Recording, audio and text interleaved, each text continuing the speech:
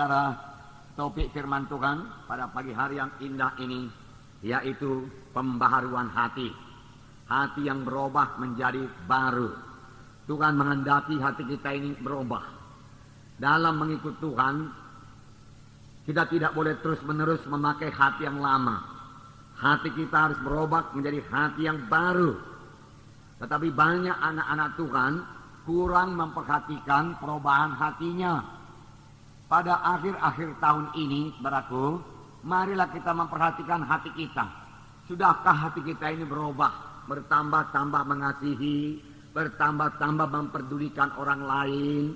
Doa kita juga, saudaraku, bertambah-tambah kepada orang lain, kepada sesama saudara-saudara seiman, saudaraku. Sudahkah hati kita ini, saudaraku, bertambah-tambah sabar, saudaraku, bertambah-tambah murah hati, bertambah-tambah tidak cemburu, bertambah-tambah tidak mementingkan diri sendiri, dan tidak sombong, saudaraku, dan lain sebagainya, sebagai yang tertulis dalam buah roh itu, dalam Galati 5, saudaraku. Saudara, dengan jujur nanti kita boleh mengaku kepada Tuhan, dan kita mau Roh Kudus yang membentuk kita dalam hal ini. Sepanjang kita sudah sadar, dan kita mau berubah, saya percaya Roh Kudus mau mengubahkan kita.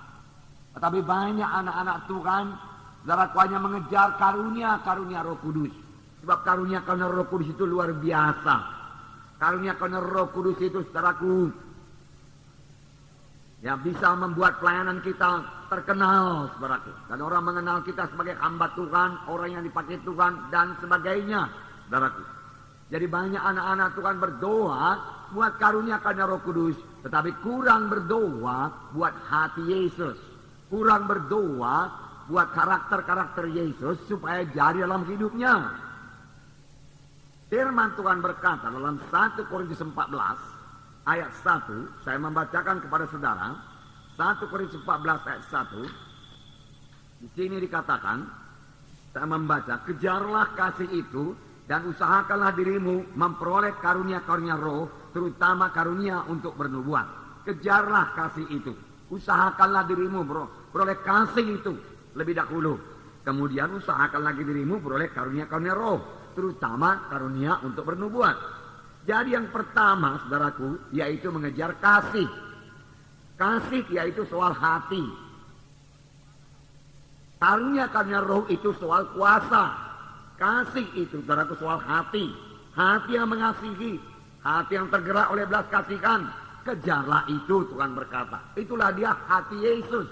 Hati yang murah hati Yesus, saudaraku. Hati yang mengampuni, itulah hati Yesus. Hati yang tidak cemburu, itu hati Yesus, saudaraku.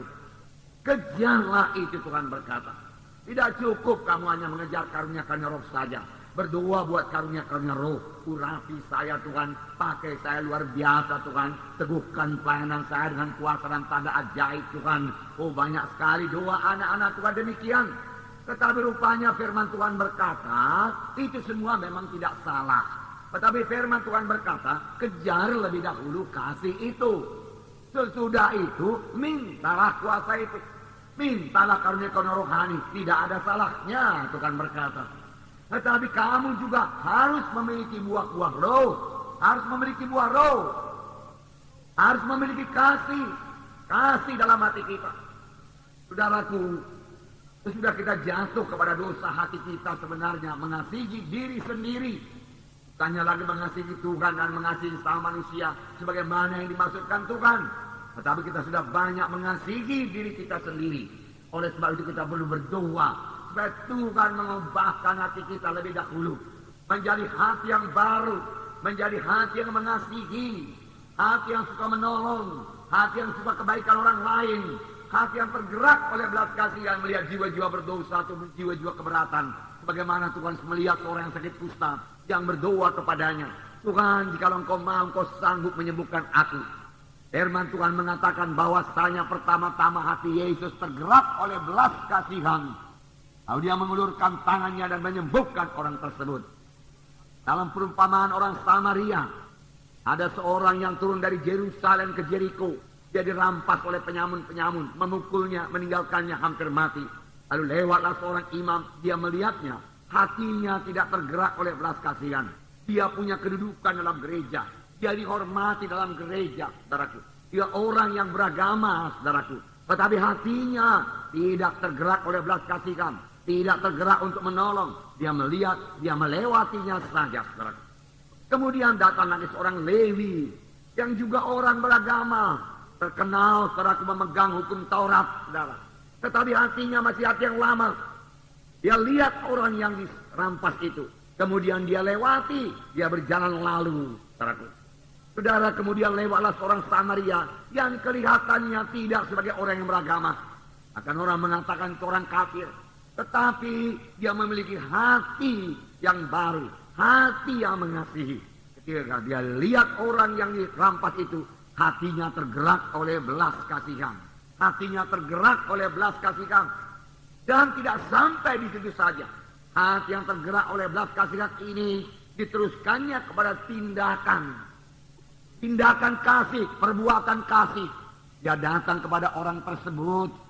Kemudian dia bersihkan luka-lukanya. Dia balut luka-lukanya. Kemudian dia angkat ke keledainya. Dia bawa ke rumah tumpangan. Kemudian dia berkata, uruslah orang ini baik-baik. Ini 2 dinar. Nanti kalau kurang, waktu kembali kutambahin lagi. Pokoknya dia engkau urus baik-baik sampai dia bisa sembuh. Sampai dia pulang ke kampungnya.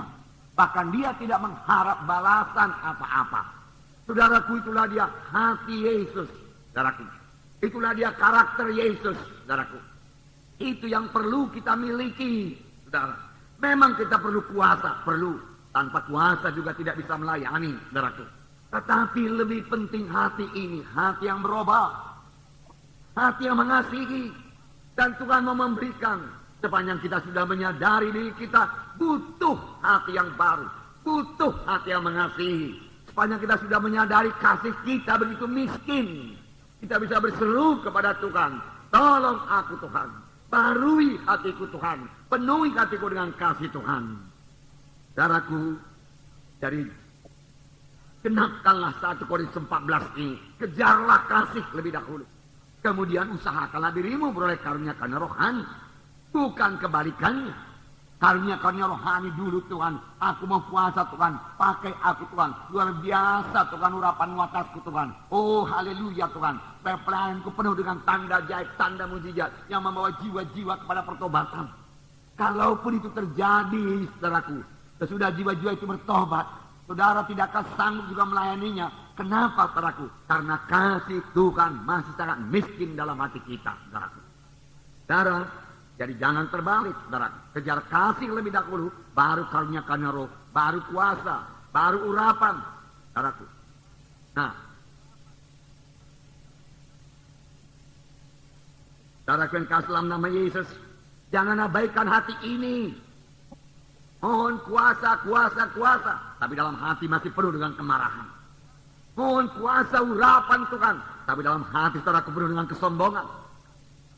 Itu akan membuat orang tersebut jatuh. Itu tidak jauh bedanya dengan Lucifer. Dia sangat dikaruniai Tuhan. Karunia-karunia roh bekerja semuanya kepada dia. Dia memimpin pujian yang luar biasa di sorga. Dia punya talenta musik yang luar biasa. Dia punya urapan penyembahan yang luar biasa. Tetapi dia memiliki hati yang sombong. Hati yang membesarkan diri. Dia mementingkan diri sendiri. Hatinya belum berubah. Dan tidak lama kemudian dia pun jatuh. Kita melihat hati kita. Sudahkah kita bebas dari kemarahan? Sudahkah kita bebas dari kepahitan hati? Sudahkah kita bebas daripada roh tidak mengampuni? Sudahkah hati kita bebas daripada roh-roh pertentangan? Balas dendam, daripada segala kenajisan, saudaraku. Itulah yang perlu dibersihkan lebih dahulu.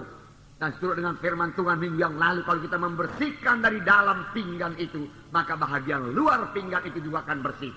Karena apa yang di dalam hati ini memanifestasikan dirinya keluar dalam tindakan, perbuatan, dan perkataan kita. Amin, saudara.